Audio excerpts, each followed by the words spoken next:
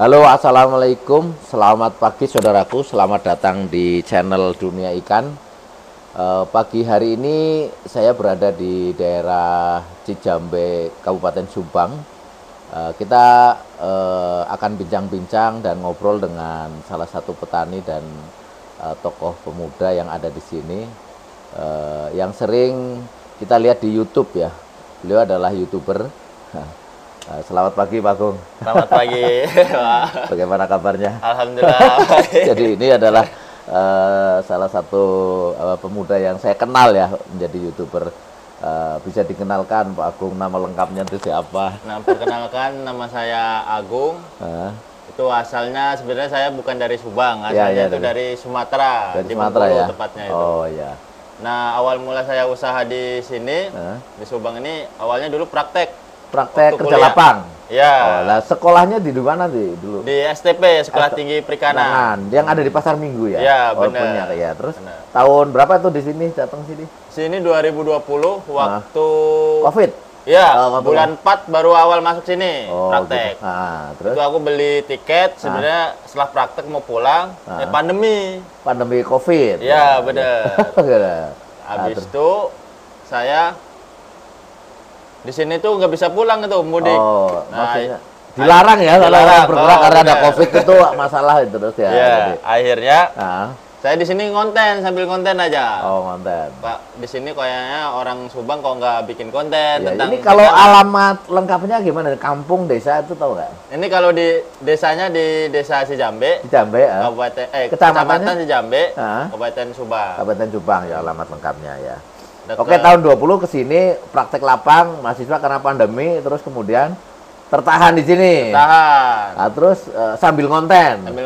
Akhirnya lumayan dan meledak. Setelah itu ada peluang di sini, gitu. Usaha ya.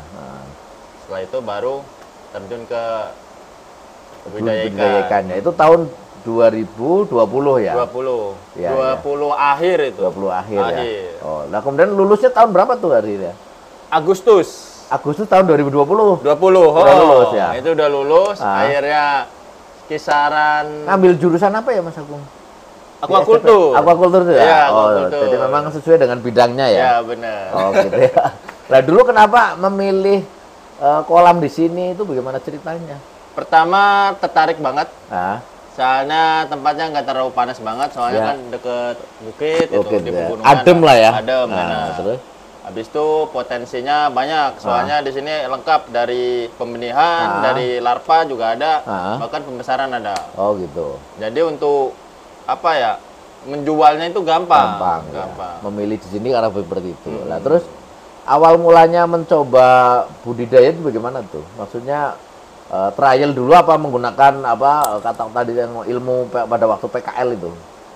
Itu PKL juga sambil tanya-tanya di sini. Oh, gitu. Petani sini yang udah lama-lama saya serap, yang bagus-bagus, akhirnya aku pakai. Soalnya teori sama yang di lapangan tuh beda. Dari teori di kuliah, bangku kuliah, ya. Di lapangan suka beda ya? Suka beda. Nah, itu. Ya. Jadi awalnya berapa kolam yang dipelihara itu? Pertama baru 4 kolam. Ikan apa tuh dulu yang pelihara? Dulu nila. Nila merah apa nila hitam? Nila merah. Nila merah. Nah, terus gimana cerita budidaya nila merah? Merah itu sebenarnya potensi juga bagus, tapi waktu itu aku waktu mau jual ikan, posisi itu pandemi. Oh, jadi kurang laku. Oh, rumah makan tutup, nggak bisa jual, waduh. Oh. Akhirnya aku nanam 2 kolam tuh, nanam ikan. Kok untung menggiurkan. Nanam nila juga? Bawal. Oh, jadi setelah 4 kolam ikan nila tidak laku, nanam 2 kolam bawal. Lebih untung. Dan nggak ribet. Aku kan gitu kadang konten gitu kan. Itu gampang, nggak usah Waktu itu subscribernya udah berapa tuh yang 2020 tuh? Kisaran 20 sampai 30 ribu. Oh, 20-30 ribu. Udah berarti sudah 20 ribuan ya? Ya, pada tahun 2020 itu? Ya, itu akhir ya? Ngomong-ngomong belajar jadi YouTuber dari mana? Dari junior, adik kelas. Oh, adik kelas ada yang udah duluan? Udah duluan, baru 1000 booming. Aku cari, ternyata orang Padang, aku tanya-tanya, akhirnya ya belajar terus itu. Oh, gitu ya. Pokoknya posisi harus konsisten gitu. Konsisten ya? Untuk mau banyak, mau dikit terus berpikir. Gitu. Jadi itu inti dari YouTuber gitu ya. Benar. Nah, kan setelah berarti profesinya sebenarnya jadi YouTuber dulu ya, baru YouTuber dari dulu. Bahkan waktu Siuda itu gaji pertama. Oh gitu. Nggak mau foto studio, teman-teman tuh kan belum ada penghasilan. Aku malah udah dapat Dapat dari YouTube tuh. itu ya. Berapa tuh penghasilan pertama itu berapa? Pertama itu 4.300.000. 4.300.000. Pertama kali. Dari AdSense-nya itu. Iya. Jadi yang dikumpulin gitu sampai Iya, kira-kira itu paling kisaran 2 bulanan. oh 2 bulanan dari YouTube itu. Iya. Oh. Sampai dapat apa itu? Surat biar itu 4 mencairkan. bulan. Oh, berarti cepet ya. Jadi sampai 20.000 itu hanya sekitar 2 bulan ya. Lebih. Oh, ya Soalnya itu. kan beberapa tapi cepatnya meledak tuh beberapa gitu. konten. Oh iya. Jadi ini sahabatku salah satu contoh bahwa profesi YouTuber ternyata bisa memancing profesi lain ya. Benar. Nah, jadi bukan hanya dari YouTube aja, jadi bisa langsung dipraktekkan ya ilmunya itu ya. Kemudian juga saya dengar kan juga bisa memasarkan ikan ya. Nah, dari situ juga. Dari aku bawal nol, nggak punya pemasaran. Sekarang alhamdulillah 3 lapak tuh saya kirim. Suplai ya. Suplai. Ke daerah mana itu Mas Agung? Daerah Bekasi, langsung Tambun. Tambun juga 2. Seminggu berapa kali itu? 3. 3. Oh, jadi kalau ada banyak 3, 4 gitu. Sekali kirim berapa kintal tuh? 5, 5,5 gitu. Oh, 5,5 ya. Oh. 5 kintal atau 5. Berarti sebulan kalau ada 4 minggu berarti 12 kali kirim ya? Iya, benar. Itu karena dari YouTube. Dari YouTube gitu. Awalnya aku juga rada ragu dari YouTube. Akhirnya aku DP aja lah. 200 atau 500 buat perjanjian lah. Kalau benar-benar mau belikan dari Subang, akhirnya aku sana lihat orangnya bagus, udah berjalan sampai sekarang. Terus Mas Agung bagaimana cara ngatur waktunya? Sekarang kan profesinya jadi YouTuber, kemudian jadi petani ikan juga, kemudian jadi pedagang ikan juga. Gimana cara ngatur waktunya? Di sini juga ada pemegang kolam kayak nitipin. Ada gitu. karyawan lah ya, Iya, benar. Jadi untuk kegiatan bertani sudah bisa didelegasikan. Iya, benar. Tapi harus kita kan awasi gitu. Soalnya kan budidaya harus benar-benar diawasi. Lah, menurut pengalaman di budidaya itu faktor-faktor apa saja yang menentukan keberhasilannya itu? Itu pertama dari pakan. Maksudnya pakan itu kualitasnya? Kualitasnya benar itu gitu harus. Habis itu benih. Kualitas benih juga? Benar-benar harus. Soalnya pernah beberapa aku satu temen juga dah. Iya. Itu jelek benihnya. Itu kayak istilahnya benih dari sungai, tapi entah bagus enggak. Dijual murah. Ke aku akhirnya jelek. Udah akhirnya yang mati atau tidak mau gede? Itu banyak mati dan itu juga lambat. Lambat. Lambat. Ya, lambat. Soalnya jelek. Oke. Terus setelah kualitas benih apa? Air. Air juga faktor, air juga. Gitu. Akhirnya di sini cocoknya menurutku yang ini kan udah banyak kolam di di atas itu ya. Aku pakai bawal, akhirnya bawal itu kematian rendah banget. SR-nya bagus. Dibanding ikan nila. Ikan nila. Soalnya kalau dekat mata air baru nila. Nila, emas bagus. Menurut gitu. saya ya. Ya. Lah terus sekarang kolamnya itu ukuran berapa kali berapa sih rata-rata? Ini 3 yang ada 5 kolam, 3 kali 12. 3 kali 12, dalamnya berapa? Itu 180 cm. Itu ditanam berapa itu kalau bawal? Itu kisaran 5 sampai 6.000. 5 sampai 6.000. Ada polikultur dengan nila nggak? Ada, ini baru nyobain, alhamdulillah lumayan. Aku persentase bawal itu kuhitung, tapi kalau nila enggak. Padahal itu makan juga. Bonus sih. Bonus ya. Lah satu 6.000 ikan bawal dalam satu kolam itu dikasihkan nila berapa banyak? Kisaran paling 20 kilo. 20 kilo ya? Iya. Untuk memancing sebenarnya. Lah ukuran bawal yang digunakan untuk benihnya ukuran berapa misalnya? Ukuran silet kalau di sini. Silet ya? Itu silet. Harganya satuan apa kiloan? Satuan. Berapa harganya itu silet tuh? Kalau di sini, kalau dari tempat pembenihan, itu langsung 300. 300 perak sampai sini? Sampai sini. Silet ya seperti ukuran 2 jari gini? Iya, 2 jari.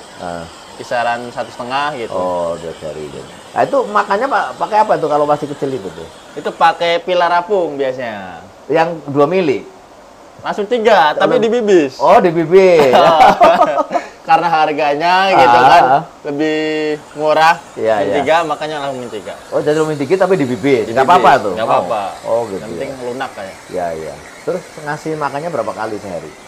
Aku 2. Karena kesibukan 2 kali pagi sama sore. Pagi itu jam berapa? Kisaran jam 6 udah mulai sebenarnya. Oh gitu. Jam 6 sampai jam 8. Habis gitu. itu sore jam setengah 4 sampai jam 5. Sampai jam 5. Terus takaran ngasih makannya apa? Berdasarkan sekenyangnya atau sekenyangnya? Itu. Oh gitu ya.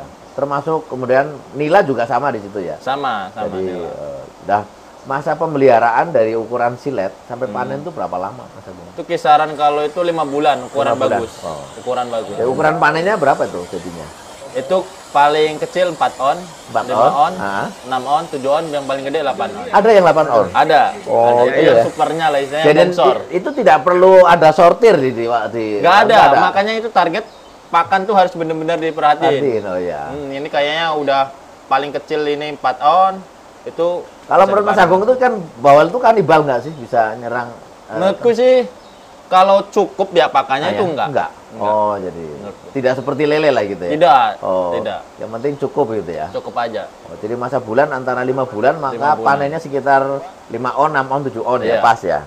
Pas. Lah sekarang kira-kira FCR-nya berapa tuh? Kalau FCE lah ya berarti? FCR itu kisaran 1,2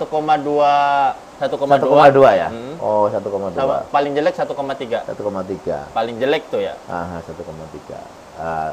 Kalau petani ngomongnya di sini 70% gitu ya, persentase. Gitu. Ada yang pernah 90 pernah ada? Belum. Oh, belum. Paling banyak 80%. 80. Berarti kan 1,2. 1,2. Nah, itu menurut Mas Agung dengan presentasi seperti itu sudah untung sih petaninya. Untung banget. Untung banget. Aku cuma sambilan sebenarnya. Iya. Sambilan gitu. Pulang ada kegiatan gitu kan. Iya. Ada berapa kolam sekarang Mas Agung yang di? Alhamdulillah ini 11. 11 ya. Sama ini Monik nanti aku kasih. Oh, semua bawal ya, fokus di bawal aja. Bawal. Ya? Nah, tentang pemasaran gimana, ada masalah? Alhamdulillah lancar, kemarin habis ngirim. Gitu. Lancar ya? Apalagi tahun baru, waduh. Oh gitu. Sebenarnya bawal itu dipakai untuk apa sih banyakan itu?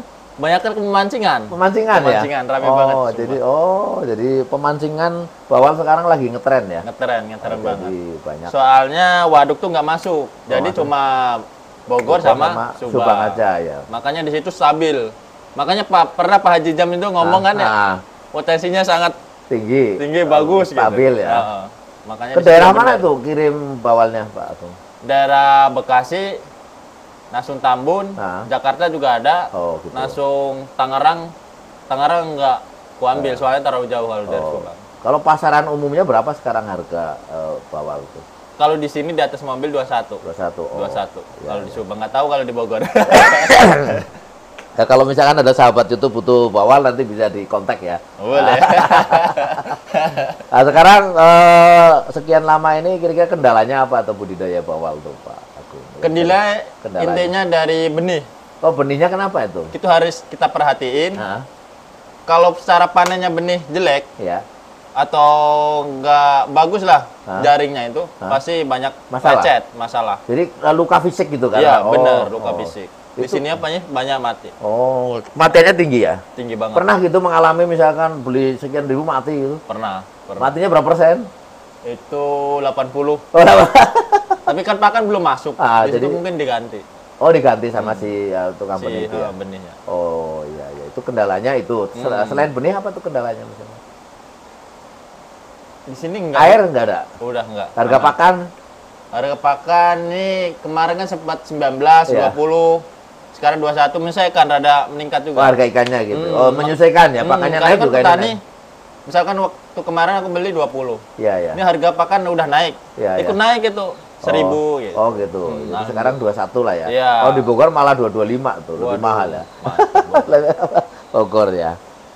Terus kira-kira kalau ada petani ikan di Indonesia ingin mencoba usaha bawal, kira-kira sarannya apa Pak Agung supaya berhasil itu? Sarannya ya harus tahu benihnya yang bagus, habis itu lokasi, dan jangan telat makan. Kalau telat makan tuh muter. Posisi ikan tuh stres, di pinggir. Harus bener-bener diperhatiin gitu. Itu kalau stres susah itu, lama gitu. Nah itu katanya bawal tuh stres, misalkan ada keramaian, ada orang datang itu stres. Bener. Jadi kolam itu harus dijaga ya. Dijaga. Jangan ada orang lalu lintas itu. Iya benar. Apalagi kalau ada sering orang lewat itu. Stres. Kagetan dia. Kagetan ya. Itu. Terus apalagi misalnya harus punya pasarnya dulu atau gimana, apa? Nanam aja dulu lah nanti juga. Nanam dulu. Oh, nanam dulu Kita aja. kan udah sekarang media sosial banyak. Di Facebook sebarin ke grup-grup aja gitu. Oh gitu ya. Yang penting berani nanam lah ya. Berani. Nanti ilmu akan menyusul di ya, gitu. Jangan terlalu banyak teori lah gitu ya. Kalau bisa tupang sari lah sama nila. Kalau bisa. Kalau di Bogor tuh kan memang porsinya tuh 70% ikan bawal, 30% nila gitu. Katanya yang paling menguntungkan. Oh itu ya, sarannya seperti itu ya. Ada pesan Pak Agung untuk para petani ikan di Indonesia ini? Nah, untuk pesan-pesan para petani di Indonesia, khususnya air tawar, pokoknya mulailah dulu sebelum terjun. Pokoknya mulai dulu, habis itu sambil belajar pokoknya. Oh gitu ya. Jangan harus cari ilmu bener-bener, habis itu nggak terjun-terjun gitu. Ya nggak akan ada hasilnya ya. Bener. Pokoknya mulai praktek lah ya. Iya. Belajar sambil praktek lah gitu bener. Ya. Oh iya ya. Ya seperti itu. Ini Mas Agung ini sebenarnya profesi utamanya adalah YouTuber ya. Benar. Jadi profesi jadi budidaya ikan ini sampingan ya. Sampingan kedua. Kedua gitu. ya. Alhamdulillah gitu. Ini soalnya kan setengah tahun ibaratkan baru menghasilkan, makanya harus ada pemasukan tiap bulan. Oh gitu ya. Jadi memang YouTuber itu akhirnya akan berdampak pada profesi lain ya. Profesi lain. Pemasaran. Pemasaran gitu, itu penting banget. Penting banget ya dari YouTuber ya. Baik sahabat YouTube, itu saja obrolan saya dengan Mas Agung. Di channelnya apa? Agung Official ya? Agung Official. Jangan lupa subscribe juga ya. Selain ini Dunia Ikan Hartadi. Terima kasih atas perhatiannya. Sampai jumpa dengan video berikutnya. Bye-bye. Bye-bye.